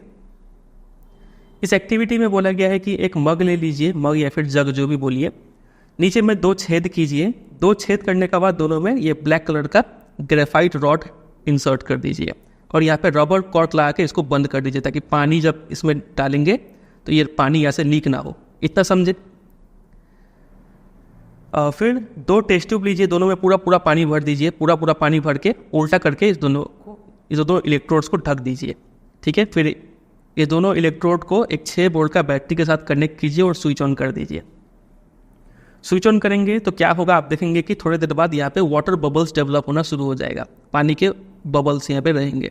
ठीक है, और ये तो पूरा पहले भरा हुआ था पानी से, लेकिन ये बबल्स आके ऊपर में खाली स्पेस तैयार कर देंगे, मतलब यहाँ पे कोई गैस इकट्ठा हुआ है। ठीक है, तो यहाँ पे इस प्रोसेस को बोलते हैं इलेक्ट्रोलाइसिस ऑफ वाटर। पानी का ही ब्रेक डाउन हो गया है। ठीक है, पानी H2O था, पानी में 2 गैस होता है, हाइड्रोजन और ऑक्सीजन। जब इसमें करंट पास किए तो ये कंपाउंड जो है ब्रेक हो गया और हमें हाइड्रोजन गैस मिला और ऑक्सीजन गैस मिला। ठीक है, इसको बैलेंस करना चाहे ऑक्सीजन 2 है, यहाँ 2 लगा दीजिए, 2 लगा दीजिए। ठीक है, तो यहाँ पे आप देख पा रहे हैं कि एक में थोड़ा ज़्यादा जगह हुआ है, एक में कम जगह हुआ है, मतलब यहाँ पे ज़्यादा गैस इकट्ठा हुआ, यहाँ पे कम गैस इकट्ठा हुआ। बता सकते हैं ये देख के कि ज़्यादा गैस कौन सा होगा? तो यहाँ पे देखेंगे कि हाइड्रोजन ज़्यादा होता है हमेशा, ऑक्सीजन कम होता है। क्यों? क्योंकि पानी का फॉर्मूला अगर आप देखें तो पानी जो है वो बना हुआ है 2 हाइड्रोजन से और 1 ऑक्सीजन से, है कि नहीं? मतलब ऑक्सीजन का डबल अमाउंट में होता है हाइड्रोजन। तो यहाँ पे ये जो कम है ये ऑक्सीजन है, ये जो ज़्यादा अमाउंट है वो हाइड्रोजन है, इसका ठीक डबल। ये अगर 4 ग्राम ऑब्टेन हुआ है, ये कितना ग्राम ऑब्टेन हुआ होगा? 8 ग्राम ऑब्टेन हुआ होगा। याद रखेंगे ये बात को। एग्जाम में ये भी क्वेश्चन पूछते हैं कि क्यों ये इसका डबल अमाउंट होता है। ठीक है, तो रीज़न यही होगा क्योंकि वाटर का जो फॉर्मेशन है, जो फॉर्मूला है, उसमें क्या होता है? हाइड्रोजन डबल अमाउंट में होता है। इसीलिए जब इसका डिकम्पोजिशन भी होता है तो हाइड्रोजन डबल अमाउंट में मिलता है। ठीक है, चलिए ये सब सारा क्वेश्चन आंसर आपको मिल जाएगा। इसका इक्वेशन आप याद रखिएगा, ये H2O था, लिक्विड था, यहाँ पे करंट लिख सकते हैं या फिर इलेक्ट्रिसिटी। तो ये हाइड्रोजन गैस और ऑक्सीजन गैस मिलेगा, इसका लिक्विड स्टेट था। ठीक है, अब पहचानेंगे कैसे कि ये हाइड्रोजन ही गैस है और ये ऑक्सीजन ही गैस है। तो आप एक बर्निंग कैंडल ले आइए यहाँ पे, एक जब भी जलता हुआ मोमबत्ती लाएंगे ना हाइड्रोजन गैस के पास में, तो ये हमेशा पॉप साउंड के साथ जलता है। पॉप साउंड, आपको टक करके आवाज़ सुनाई पड़ेगा यहाँ पे, ठीक है, फट फट का। तो उसी से प्रूफ हो गया कि ये हाइड्रोजन गैस ही था। और जैसे ही आप कोई जलता हुआ चीज़ ऑक्सीजन गैस के पास लाएंगे तो वो और ब्राइटली जलने लगता है। तो इससे साबित हो गया कि ये जो गैस था यहाँ पे ये क्या था, ऑक्सीजन ही था, क्योंकि ऑक्सीजन सपोर्ट करता है बर्निंग में, है कि नहीं। तो इसको आइडेंटिफाई करते हैं पॉप साउंड के साथ, इसको आइडेंटिफाई करते हैं और ब्राइटर जलने से आइडेंटिफाई हो जाएगा ऑक्सीजन है। ठीक है, इतना बात तैयार रखेंगे यहाँ से। चलिए एक और आ जाइए डिकम्पोजिशन रिएक्शन पे, ये एक्टिविटी है। यहाँ पे बोला गया है 2 ग्राम सिल्वर क्लोराइड लीजिए ऐसे प्लेट में, इस प्लेट को बोलते हैं चाइना डिश। ठीक है, इसमें 2 ग्राम सिल्वर क्लोराइड लीजिए, इसका कलर नोट कीजिए। तो इसका कलर होता है वाइट कलर, ठीक है, और इसको आप सनलाइट पर रख दीजिए। सनलाइट पर कुछ देर रखने के बाद ऑब्जर्व कीजिए अब कलर क्या हो गया। तो आप पाएंगे कि ये अब कलर वाइट से ग्रे में चेंज हो गया है। ठीक है, तो यहाँ पे भी सिंपल सा सिल्वर क्लोराइड का डिकम्पोजिशन हुआ है। सिल्वर क्लोराइड था, सनलाइट पड़ा, सिल्वर और क्लोरीन अलग अलग चीज़ हो गया, क्लोरीन गैस बन के उड़ गया, और यहाँ पे जो बचा हुआ ग्रे कंपाउंड जो है वो क्या है, सिल्वर ही है। ठीक है, तो यहाँ पे ये भी डिकम्पोजिशन हो रहा है, लेकिन किसके हेल्प से, सनलाइट के हेल्प से। अभी तक हम देखे हीट के हेल्प से होता है डिकम्पोजिशन, दूसरा हमने देखा इलेक्ट्रिसिटी के हेल्प से होता है, इलेक्ट्रोलाइटिस ऑफ वाटर। ठीक है, तीसरा अभी हम देख रहे हैं लाइट, सनलाइट के हेल्प से हो रहा है। ठीक है, चलिए एक ऐसा ही इसी से मिलता जुलता रिएक्शन यहाँ पे दिया हुआ है। ये था सिल्वर क्लोराइड, ये है सिल्वर ब्रोमाइड, क्लोरीन ब्रोमीन, काफ़ी मिलता हुआ है हैलोजन ग्रुप। ठीक है, ये भी सेम तरीके से बिहेव करता है, सनलाइट पड़ेगा तो ब्रोमीन गैस उड़ जाएगा और सिल्वर बच जाएगा। ठीक है, चलिए ये रिएक्शन का खासकर से इंपॉर्टेंस है, ये रिएक्शन का यूज़ होता है ब्लैक एंड वाइट फोटोग्राफी में, वेरी वेरी वेरी इंपॉर्टेंट, इसके ऊपर बहुत बार क्वेश्चन आ चुका है। तो अभी तक हम पढ़ लिए हैं कि डिकम्पोजिशन रिएक्शन एनर्जी मांगता है, एनर्जी चाहिए क्या, तो हीट के रूप में, लाइट के रूप में, नहीं तो इलेक्ट्रिसिटी के रूप में, ताकि ब्रेकडाउन हो पाए। तो reaction in which energy is observe, ऐसा रिएक्शन जिसमें एनर्जी देना पड़ता है, ऐसे रिएक्शन को बोलते हैं एंडोथर्मिक रिएक्शन। ऊपर हमने पढ़ा था क्या, एक्सोथर्मिक कॉम्बिनेशन वाले में। ठीक है, इसमें क्या होता है, हीट रिलीज हो रहा था, और एंडोथर्मिक में क्या होता है, हीट अब्जॉर्ब होता है, आपको हीट बाहर से देना पड़ता है तब वो रिएक्शन होता है कि नहीं। तो इतना ध्यान रखेंगे आप। यहाँ पे एक एक्टिविटी दिया गया है, बोला गया है बेरियम हाइड्रोक्साइड लीजिए टेस्ट ट्यूब में, उसमें अमोनियम क्लोराइड मिक्स कर दीजिए, फिर उसको टच कीजिए और बताइए ये रिएक्शन एक्सोथर्मिक है कि एंडोथर्मिक। तो ये आप स्कूल के लैब में कर सकते हैं। फिलहाल अभी के लिए आप समझ जाइए कि दोनों को जब मिलाएंगे तो टेस्ट ट्यूब काफ़ी ठंडा हो जाएगा, मतलब हीट ऑब्जॉर्ब हुआ है, हीट का लॉस हुआ है वहाँ पे, कोल्ड सेंसेशन हो रहा है, मतलब ये क्या है, एंडोथर्मिक रिएक्शन है। समझ गए यहाँ तक। चलिए कुछ क्वेश्चन है यहाँ पे। एक सब्सटेंस है एक्स, इसका सॉल्यूशन को यूज करते हैं वाइट वॉशिंग करने के लिए, याद आ रहा है कुछ, नेम द सब्सटेंस एक्स और फॉर्मूला बताइए। तो इसका सॉल्यूशन को यूज कर रहे हैं, मतलब ये क्या है, क्विक लाइम CaO है। नाम पूछा था तो calcium oxide, formula CaO। Write the reaction of the substance X above with water, इसका रिएक्शन पानी के साथ लिखना है। बताइए क्या होगा, CaOH whole twice, combination reaction. Balance है क्या, हाँ ऑलरेडी बैलेंस है ये। ठीक है, दूसरे क्वेश्चन में पूछा गया है कि ये जो एक्टिविटी था इलेक्ट्रोलाइसिस ऑफ वाटर का, उसमें एक गैस जो था वो डबल अमाउंट में कलेक्ट हुआ था दूसरे गैस के मुकाबले, वो गैस बताइए। तो कौन सा गैस डबल अमाउंट में कलेक्ट हुआ था, हाइड्रोजन। एग्जाम में रेशियो पूछते हैं, हाइड्रोजन और ऑक्सीजन का रेशियो क्या होगा, तो 2:1। याद रखिएगा, कभी कभी ऑक्सीजन और हाइड्रोजन का पूछ लेंगे तो क्या होगा, 1:2। ठीक है, चलिए अब आ जाइए तीसरे टाइप के रिएक्शन पे, जिसका नाम है डिस्प्लेसमेंट रिएक्शन। देखिए ये क्या होता है, एक एक्टिविटी के थ्रू समझाया गया है। बोला गया है कि आप 3 आयरन नेल्स लीजिए, ठीक है, उसको क्लीन कर लीजिए bye rubbing with sand paper. Clean क्यों करना जरूरी है, क्योंकि इसमें थोड़ा मोड़ा कोई जंग यानी रस्ट हो वो निकल जाए। ठीक है, फिर 2 टेस्ट ट्यूब ले लीजिए, एक को A मार्क कीजिए, एक को B मार्क कीजिए। दोनों टेस्ट ट्यूब में 10 मिलीलीटर कॉपर सल्फेट सोल्यूशन। तो 2 चीज़ अभी तक हमने लिया है, एक इसमें लिया है आयरन नेल्स, आयरन यानी Fe, और 2 टेस्ट ट्यूब लिया है जिसमें हमने लिया है कॉपर सल्फेट। बता सकते हैं फॉर्मूला, Cu सल्फेट का SO4, ठीक है। फिर 2 आयरन नेल्स को ऐसे करके बांध करके एक टेस्ट ट्यूब में डुबो दीजिए, ठीक है, लगभग 20 मिनट तक। हमने 3 आयरन नेल्स लिया था ना, 3, तो 2 को तो हमने डुबो दिया, एक को हमने ऐसे ही रखा हुआ है ताकि बाद में ऑब्जर्व करेंगे कि कुछ चेंज हुआ है कि नहीं पहले से, ठीक है। वैसे ही 2 टेस्ट ट्यूब हमने लिया था, एक में तो हमने डुबो दिया और एक को ऐसे ही रखें बाद में कलर देखने के लिए। तो रिएक्शन होने के बाद आप पाएंगे कुछ ऐसा हो गया, जो आयरन नेल्स आपने डुबोया था उसका वो क्या हो जाएगा, थोड़ा ब्राउनिश हो जाएगा, ऐसा कलर चेंज हो गया आयरन नेल का, ठीक है। और पहले हमने 2 टेस्ट ट्यूब लिया था A और B, एक को तो हमने ऐसे ही छोड़ दिया था और दूसरे वाले में हमने ये काटी डुबोया था। तो जिसमें डुबोया था उसका जो कलर है, कॉपर सल्फेट का ओरिजिनल कलर होता है ब्लू, लेकिन जिसमें हम जैसे ही हमने ये आयरन नेल इसमें डुबोया, इसका कलर थोड़ा फेड हो गया, हल्का पड़ गया, ठीक है। तो यहाँ पे एग्जैक्टली क्या रिएक्शन हुआ, तो रिएक्शन कुछ ऐसा हुआ, iron nail becomes brownish in colour और कॉपर सल्फेट का ब्लू कलर फेड हो गया, ठीक है। तो रिएक्शन क्या हुआ, ये हुआ, आयरन था सॉलिड, कॉपर सल्फेट था सॉल्यूशन में एक्वस, ठीक है। तो ये आयरन कॉपर को हटाया, डिस्प्लेस कर दिया, आयरन बोला कॉपर को हटो, और कॉपर के जगह पे क्या आ गया, आयरन आ गया, और कॉपर अलग हो गया, ठीक है। तो यहाँ पे देख रहे हैं आयरन जो है कॉपर को क्या कर रहा है, डिस्प्लेस कर रहा है, रिमूव कर दे रहा है, ठीक है। तो ऐसे ही रिएक्शन को बोलते हैं डिस्प्लेसमेंट रिएक्शन। ऐसा रिएक्शन जिसमें एक एलिमेंट दूसरे एलिमेंट को डिस्प्लेस कर दे फ्रॉम इट्स कंपाउंड, ठीक है, तो इसको बोलते हैं डिस्प्लेसमेंट रिएक्शन, समझे। यहाँ पे ये डायग्राम आपको याद रखना जरूरी है, इसको ध्यान रखिएगा, इसके ऊपर भी क्वेश्चन बनता है। कुछ और एग्जांपल्स हो गया डिस्प्लेसमेंट रिएक्शन का, ये रहा जिंक प्लस कॉपर सल्फेट, तो जिंक कॉपर को हटा दिया, आ गया जिंक सल्फेट कॉपर अलग से। फिर लेड कॉपर क्लोराइड, तो लेड क्लोराइड हो गया और कॉपर, लेड यहाँ पे कॉपर को हटा दिया, ठीक है। तो तो यहाँ पे ये जो जिंक है और लीड है, बोल सकते हैं ये दोनों कॉपर से मजबूत है, तभी तो कॉपर को हटा दिया। यहाँ पे आयरन जो था वो कॉपर से मजबूत था, तभी तो इसको धक्का मार के हटा दिया। अगर आयरन कमज़ोर होता तो ये हटा ही नहीं पाता, तो नो रिएक्शन होता है यहाँ पे, ठीक है। लेकिन हटा दिया मतलब जरूर आयरन जो है कॉपर से ज़्यादा ताकतवर है। इस इक्वेशन में जिंक कॉपर से ज़्यादा ताकतवर है और इसमें लीड ज़्यादा ताकतवर है कॉपर से, ठीक है। तो ज़्यादा ताकतवर को केमिस्ट्री में क्या बोलते हैं, मोर रिएक्टिव एलिमेंट, ठीक है।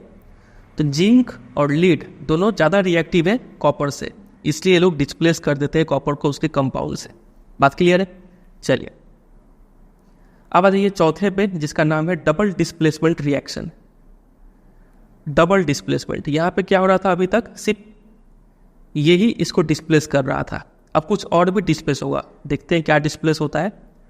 बोला गया है कि 3 मिलीलीटर सोडियम सल्फेट लीजिए टेस्ट ट्यूब में, फिर एक और ये रहा 3 यहाँ पे सोडियम सल्फेट लिया गया, और एक टेस्ट ट्यूब में आप ले लीजिए बेरियम क्लोराइड।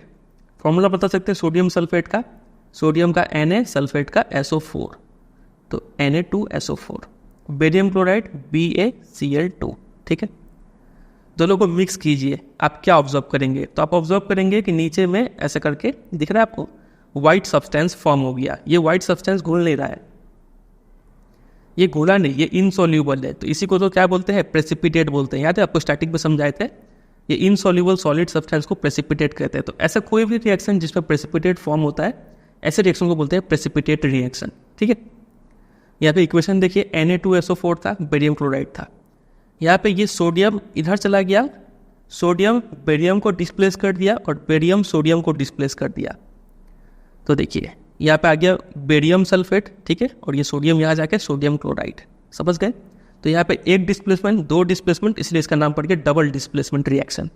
इजी, चलिए तो यहाँ पे एग्जैक्टली हुआ क्या था कि एक्सचेंज ऑफ आयंस हुआ है, आयंस का एक्सचेंज हुआ है, ठीक है। यहाँ पे जो सल्फेट था वो इधर इसके पास चला गया, क्लोरीड इसके पास चला गया, तो आयंस का एक्सचेंज, ऐसा हम लोग बोलते हैं साइंस के लैंग्वेज में, ठीक है। तो ऐसा कोई भी रिएक्शन जिसमें एक्सचेंज ऑफ आयंस हो उसको डबल डिस्प्लेसमेंट रिएक्शन बोलते हैं। ऊपर में हमने तो दूसरा एक्टिविटी देखा था, ये था, हमने यहाँ पे लिया हुआ था लेड नाइट्रेट, फिर पोटेशियम आयोडाइड, दोनों को मिक्स करने के बाद एक येलो पीपीटी बनाता है, याद है, प्रेसिपिटेट। तो ये भी क्या है, लीड यहाँ पे गया है और पोटेशियम यहाँ पे आया है, समझ रहे हैं। KNO3 ये रहा, KNO3 और लीड आयोडाइड के साथ चला गया, जो कि येलो कलर का प्रेसिपिटेट दिया था। तो ये भी क्या है, डबल डिस्प्लेसमेंट रिएक्शन है, समझे। चलिए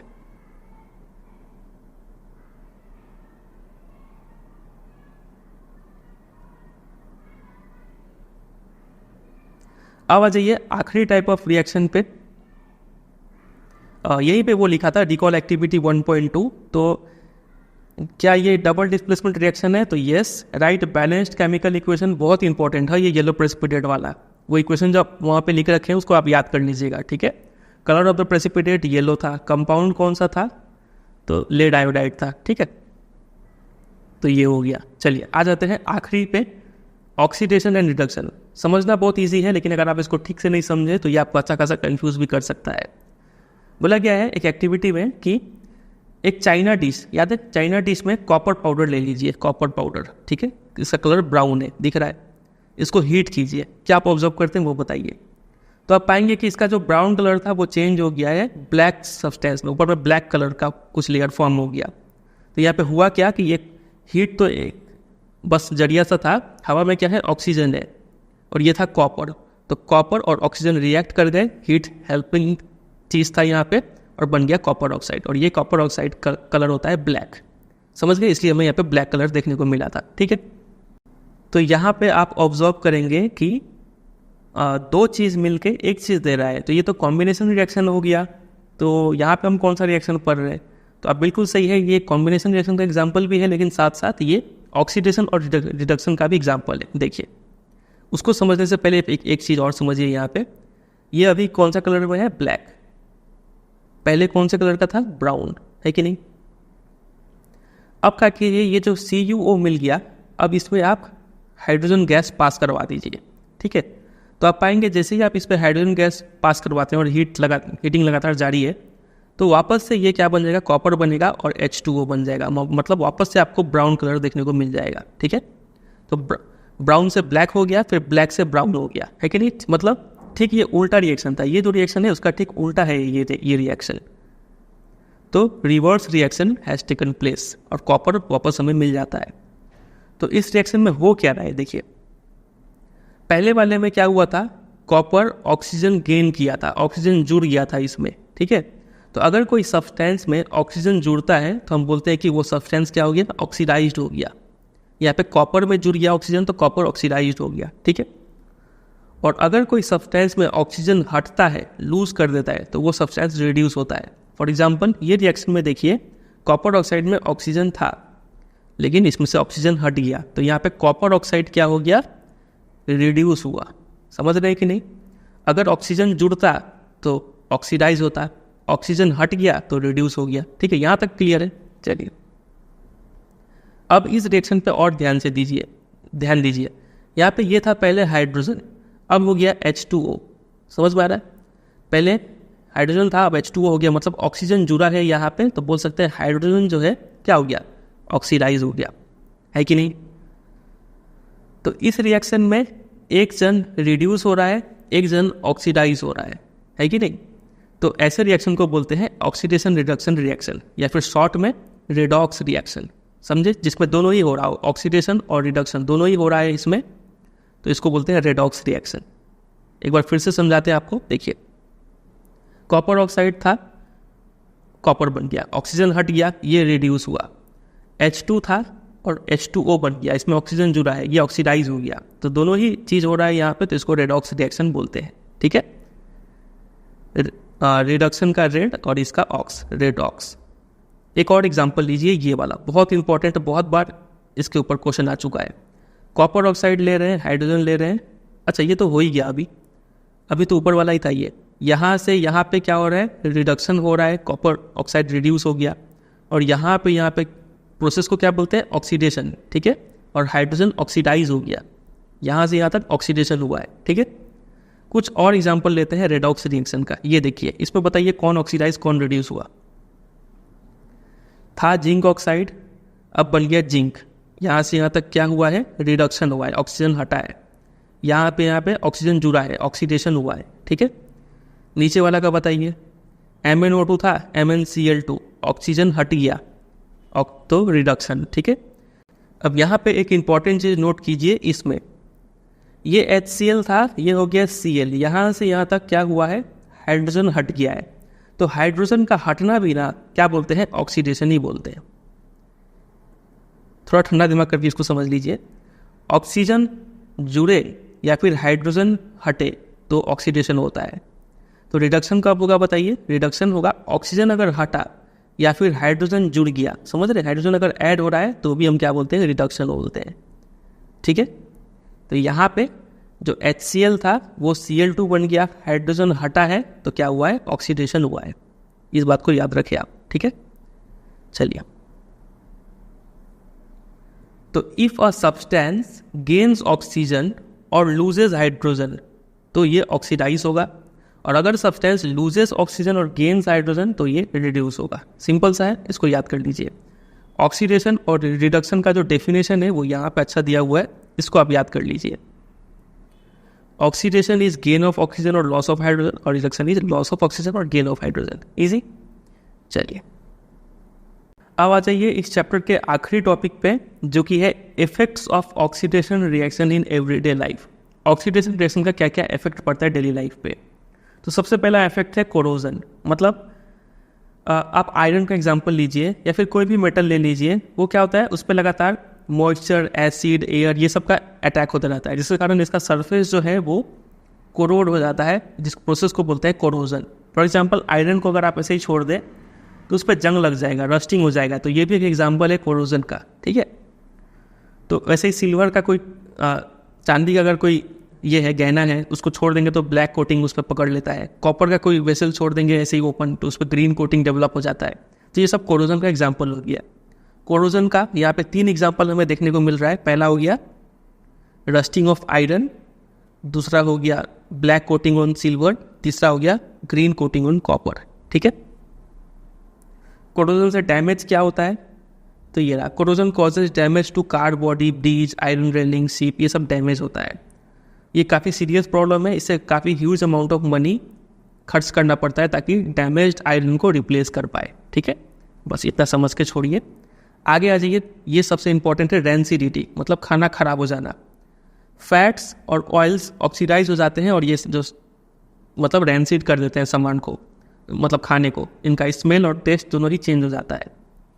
तो इसको ऑक्सीडेशन को प्रिवेंट करने के लिए क्या करते हैं, एंटीऑक्सीडेंट कई बार ऐड किया जाता है खाने में, जिसमें फैट्स और ऑयल्स हो, ठीक है। खासकर से मतलब जो चिप्स हो गया, चिप्स का पैकेट, वो सब में एंटीऑक्सीडेंट ऐड करके देते हैं ताकि जल्दी ख़राब ना हो। उसी तरीके से keeping food in air tight container helps to slow down oxidation. अगर टाइट डब्बे में फूड को बंद करके रखेंगे तो जल्दी ख़राब नहीं होगा। और आपको ये भी शायद पता होगा कि जो चिप मैन्युफैक्चरर्स है वो क्या करते हैं, चिप्स के जो पैकेट है उसमें नाइट्रोजन गैस भर देते हैं ताकि ऑक्सीडेशन जल्दी ना हो। क्योंकि अगर नाइट्रोजन गैस नहीं भरेंगे तो उसमें क्या आ जाएगा, ऑटोमेटिक ऑक्सीजन गैस आ जाएगा, कुछ तो रहेगा ऑक्सीजन गैस, और ऑक्सीजन उस चिप्स को डैमेज कर सकते हैं, इसलिए ऑक्सीजन को निकाल के नाइट्रोजन भर देते हैं ताकि ऑक्सीडेशन ना हो पाए, ठीक है। चलिए, इसके ऊपर भी क्वेश्चन आता है एग्जाम में, मिल जाएगा आपको। ये सब कुछ क्वेश्चन से इसका आंसर देते हैं। Why does colour of copper sulphate solution change when iron nail is deep in. Iron nail को जब इसमें डुबाते हैं तो इसका कलर फेड हो जाता है। क्यों फेड होता है, बिकॉज ऑफ डिस्प्लेसमेंट रिएक्शन। आप इस रिएक्शन का एग्जाम्पल दे दीजिएगा बस। Give an example of double displacement reaction other than given in activity 1.10। तो जो फर्स्ट में जो हमने येलो पीपीटी वाला जो रिएक्शन देखा था वो एग्जाम्पल आप यहाँ पे दे दीजिएगा, ठीक है। तीसरा, identify the substance that are oxidised और दैट आर रिड्यूस्ड। बताइए इसमें कौन ऑक्सीडाइज हो रहा है, सोडियम था, ऑक्सीजन ऐड हो गया यहाँ पे, तो सोडियम ऑक्सीडाइज्ड हो रहा है। यहाँ पे कौन ऑक्सीडाइज हो रहा है, देखिए CuO था, Cu ऑक्सीजन हट गया तो ये रिड्यूस हो रहा है। ये क्या हो रहा है, इसमें ऑक्सीजन ऐड हो रहा है तो ये क्या हो गया, ऑक्सीडेशन हो गया, ठीक है। चलिए, ये ऑक्सीडाइज हो रहा है। तो बस इसी क्वेश्चन के साथ ये पूरा चैप्टर एंड हो गया। नीचे कुछ एक्सरसाइज से क्वेश्चन है,